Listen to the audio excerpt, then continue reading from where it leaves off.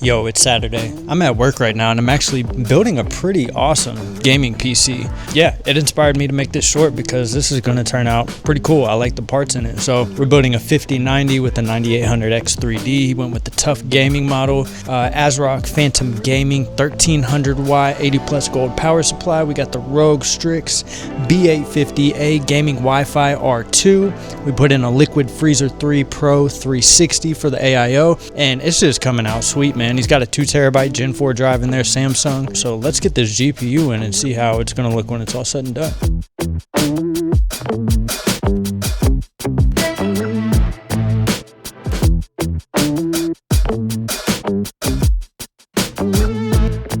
Yeah, this PC came out looking absolutely sick. I love the minimalist RGB vibes. I'm really digging it.